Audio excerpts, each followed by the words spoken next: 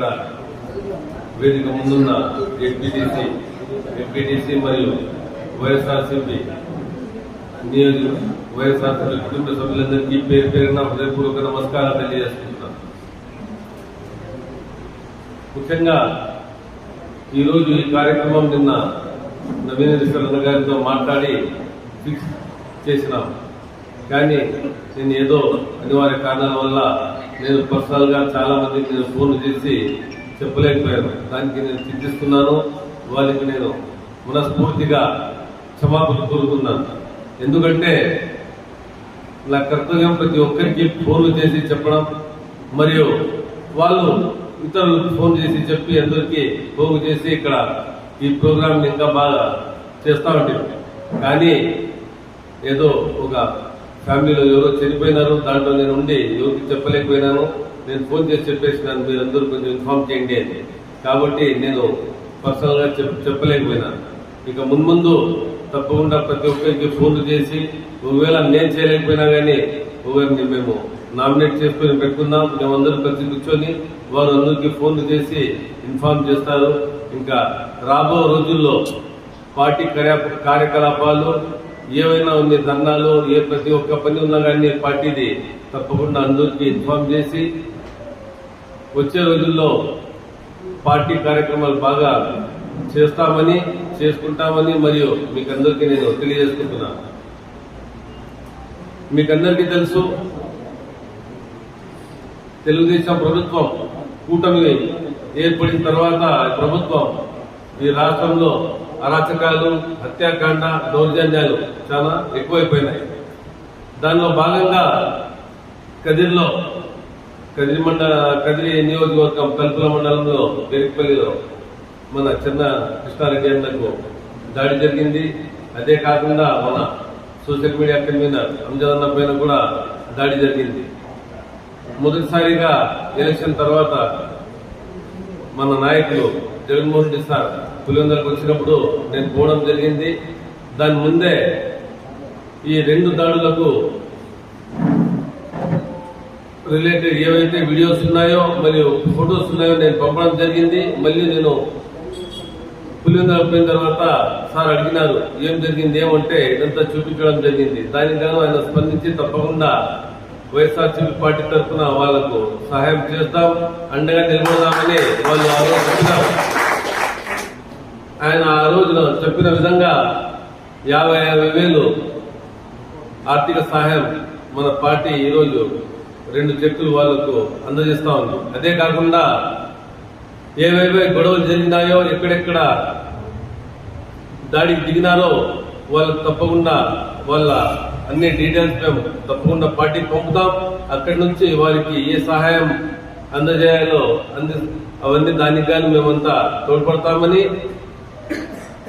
అదే కాకుండా పార్టీ కార్యకర్తలకు మరియు వైఎస్ఆర్సీపీ కుటుంబ సభ్యులకు మేమంతా అండగా ఉంటామని మేము జగన్మోహన్ రెడ్డి సార్ కూడా వివరిస్తాం. అదే కాకుండా మేమంతా తప్పకుండా అండగా ఉంటాం.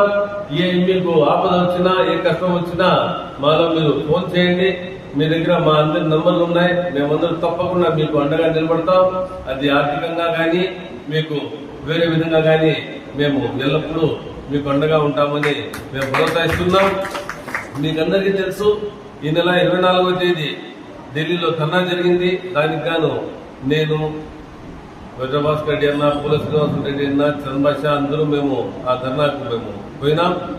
అక్కడ పోయిన తర్వాత ఇక్కడ ఈ రాష్ట్రంలో జరుగుతున్న అరాచకాల గురించి ఓ టీవీ పైన డిస్ప్లే చేసి ఈ దేశంలో ఉన్న ప్రధాన పార్టీలన్నీ వాళ్ళు వచ్చినారు, నాయకులు వచ్చి చూసి వాళ్ళంతా ఒక ఒపీనియన్కి వచ్చినారు. ఏమంటే ఆంధ్ర రాష్ట్రం బీహార్ కన్నా చాలా అధ్వానంగా తయారైంది, కాబట్టి త్వరలోనే రాష్ట్రపతి పాలన విధించాలని వాళ్ళందరూ వాదన చేసినారు. మా జగన్మోహన్ రెడ్డి సార్ కూడా ప్రతి ఒక్కరికి వివరించి చెప్పినారు ఆంధ్రప్రదేశ్ లో. ఎందుకంటే 2014 నుంచి 19 వరకు తెలుగుదేశం ప్రభుత్వం ఉంది. దాని తర్వాత 2019లో వైఎస్ఆర్సీపీ పార్టీ ప్రభుత్వం ఏర్పడిన తర్వాత ఇలాంటి వాతావరణం ఎక్కడా లేదు.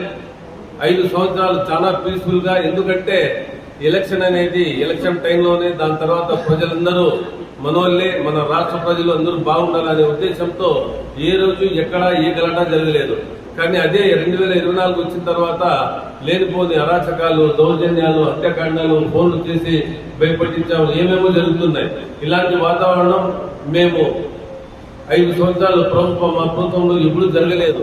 అది మేము ప్రధాన పార్టీల నాయకులకు ప్రతి ఒక్కరికి వివరించినాం. వాళ్ళకు కూడా తెలుసు జగన్మోహన్ రెడ్డి సార్ ఇంత డీసెంట్ గా 5 సంవత్సరాలు పరిపాలించినారు. అందువల్లనే 40% ఓట్ షేర్ అనేది వచ్చింది. మేమంతా ఓడిపోయినది దాదాపు 32 కాన్స్టిట్యున్సీలు 3,400తో 3,000-4,000తో ఓడిపోయినాం. మిగతావన్నీ 5,000 నుంచి 10,000 వరకు 60. అంటే మేము దాదాపు 10,000 లోపల 70 సీట్లు మేము వచ్చి ఓడిపోయినాం. మేము 80 సీట్లు 90 సీట్లు వచ్చినా కానీ 90 సీట్లు ప్రభుత్వం మాది ఏర్పడైతే. కాబట్టి మా వైఎస్ఆర్సీపీ పార్టీ చాలా పటిష్టంగా ఉంది. రాబో రోజుల్లో అప్పుడే తెలిసిపోయింది కూటమి ప్రభుత్వం ఎలా రూలింగ్ చేస్తా ఉంది. మేము అమ్మఒడి ఇస్తామంటే తల్లికి వందనం అని చెప్పినారు. ఇప్పుడు తల్లికి వందనం పోయి వేరేది పంగనామాలు పెడుతున్నారు. ప్రతి ఒక్కరూ గమనిస్తున్నారు. ఈ రాష్ట్ర ప్రజలు ఏమేమి జరుగుతా ఉందో ప్రతి ఒక్కటి గమనిస్తున్నారు. వాళ్ళు ఏదో అత్యాశతో ఓటు వేసినారు.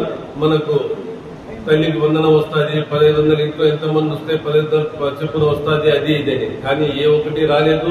అప్పుడే 1 నెలలోనే ఈ ప్రభుత్వం ఫెయిల్యూర్ అయిపోయింది. కాబట్టి మేమంతా కలిసికట్టుగా ఉండి రాబో రోజుల్లో పార్టీని పటిష్టపరిచి మళ్ళీ 5 సంవత్సరాల తర్వాత తప్పకుండా మన ప్రభుత్వం ఏర్పడుతుంది. Jaganmohan Reddy sir CM.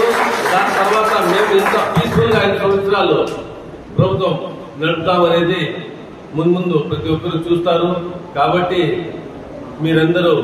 మీరు ఏమీ భయపడే అవసరం లేదు. మీరంతా చాలా అధైర్యంగా ఉండండి. మేమంతా మీతో అండగా ఉంటాం. అదే కాకుండా రాబో రోజుల్లో కలిసికట్టుగా మేము పార్టీని ముందని నడిపిద్దాం. మేము కూడా ఫోన్లు చేసి తప్పకుండా ప్రతి ఒక్కరికి ఇన్ఫర్మేషన్ ఇస్తామని సభాముఖంగా చెప్పుకుంటూ ఈ అవకాశం ఇచ్చిన కదిరి నియోజకవర్గ ప్రజలకి ప్రతి ఒక్కరికి పేరు ధన్యవాదాలు తెలియజేసుకుంటున్నాను. వాళ్ళ పార్టీకి వచ్చి ముందర నిలబడి కార్యకర్తలకు ఏమన్నా అన్యాయం జరిగినా ముందరికి వచ్చి వాళ్ళు మాట్లాడతారు, అండగా ఉంటారు. మనం మేము పోయినాం కొంతమంది, అంతేగాని ఇంకా పూర్తిగా మనలో ఇంకా ధైర్యం రాలేదు. మెయిన్ నాయకులు కొంచెం ఇప్పుడు శ్రీనివాసరెడ్డి అన్న గారు చెప్పినట్లు భరోసా ఇస్తాము అని చెప్పిన కార్యకర్తలు చాలా సంతోషము. ఈ విషయం అన్నగారికి మేము ప్రత్యేకంగా కృతజ్ఞత తెలియజేస్తున్నాం కార్యకర్తల తరఫున.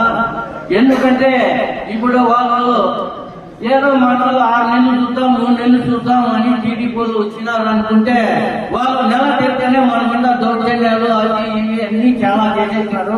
ఇప్పటికి స్టేట్ వైడ్ మన నాయకులు అంతా చెప్పారు, ఢిల్లీకి పోయి గలం ఎక్కినారు. అదే విధంగా లోకేశ్వర రెడ్డి గారు చెప్పినట్లు మన కాన్స్టిట్యూన్సీ